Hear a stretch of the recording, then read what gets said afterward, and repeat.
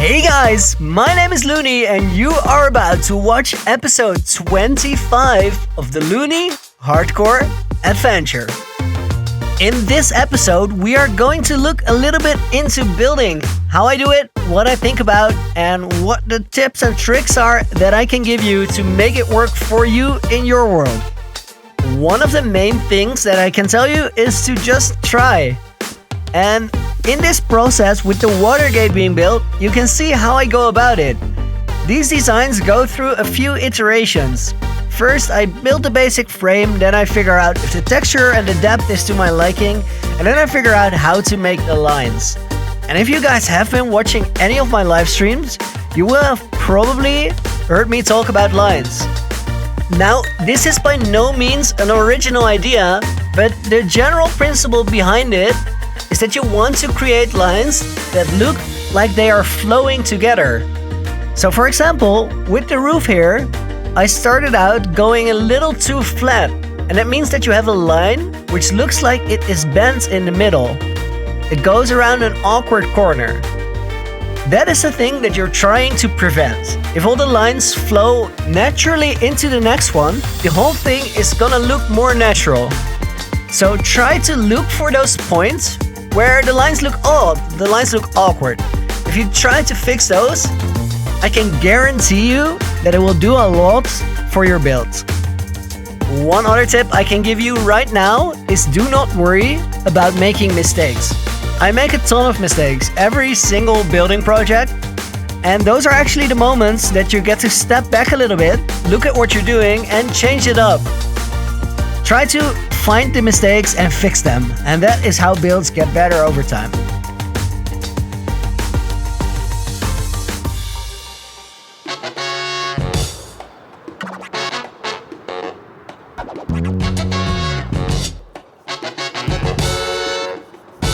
At this point in the series, we are at about day 700, and I was trying to figure out how I wanted the base to look before doing the 2-year trailer. While doing that, I found these phantoms that chased me into the build, and I decided to catch these guys, trap them in little glass cages, so I could put them in a museum later. Now, that turned out to be a little bit harder than I had guessed it would be.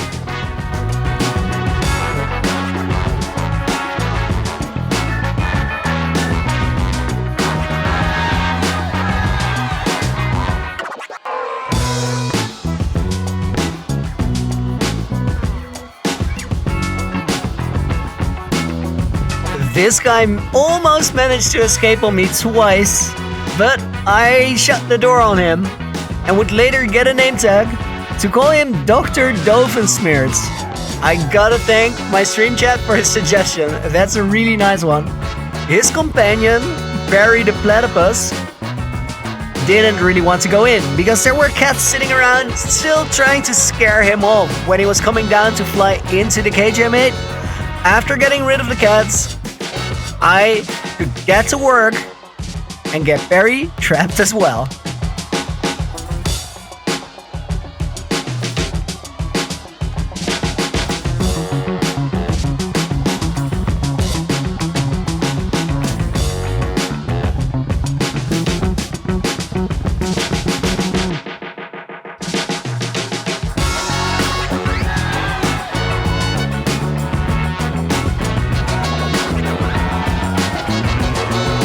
It took us a good few tries to get Barry in the glass box as well, but after we did it, we could now say we had 2 fat phantoms and it was time to move on to construct the new entrance to the monument.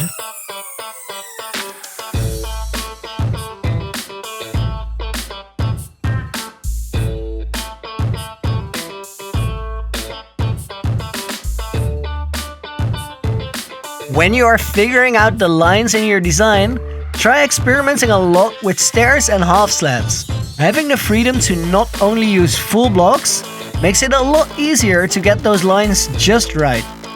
And one other thing to remember is that if you are building very big, it is actually much easier to get the lines right than when you are building small. Small, compact builds are really hard to get right. One other tip is to move back a lot. You see me do it all the time. I walk back from my build to get a better perspective on what is going on, because it is very, very hard to see what you're doing if you're standing right on top of the thing that you are building. I wanted to show you guys the inside of these redstone tentacles. This is a very, very messy redstone design. I am by no means a redstone genius. I can make it work, but it is gonna be very, very sloppy. In the end, that doesn't always matter though. If you're making highly efficient farms, you gotta get the research right. If you're just building for the looks, you can kinda get away with it. Just hide all the sloppiness that you made.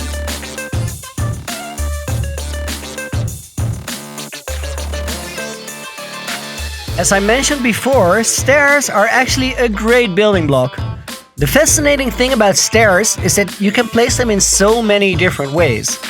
You can place them normally, you can place them backwards, upside down, sideways, the other way around sideways. And that makes for a very, very flexible block if you're trying to make one line flow into the next one. And with this dragon head, you can see me use stairs in a great many different orientations. Try this out for yourself. Start experimenting with it. Maybe try building things only made out of stairs, and you'll get the placements. You'll start to be more smooth with it, and I guarantee you will have a great time, because stairs will enable you to do things you just can't do with normal blocks, especially on a relatively small scale like this one.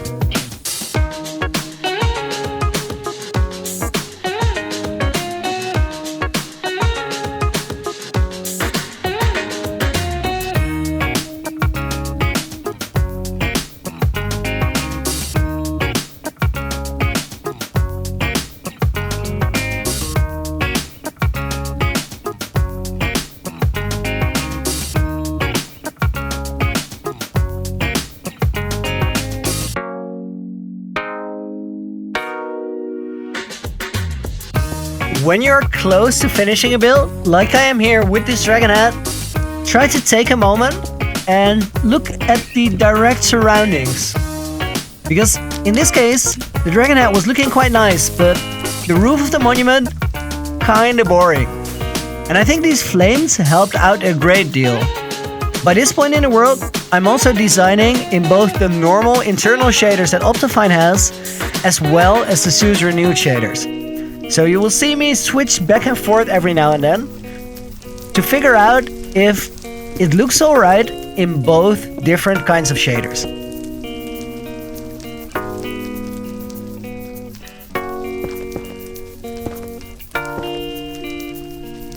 This point in the series was exactly 2 years in-game.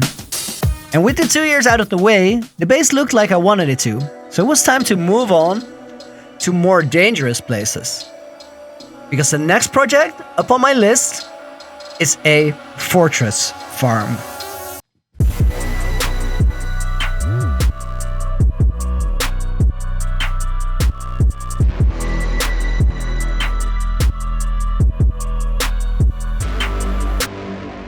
Now moving on to working in the Nether is kind of scary.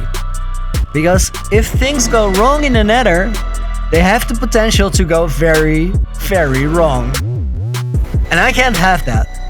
So before we start building here, I want to prepare.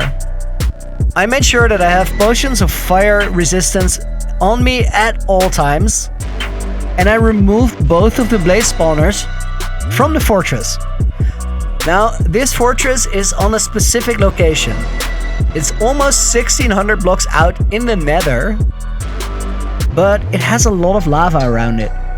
So I started by marking out this intersection that will be the core of my fortress farm, and I built a little protective glass box around it, so that when we are working here, we are gonna be relatively safe.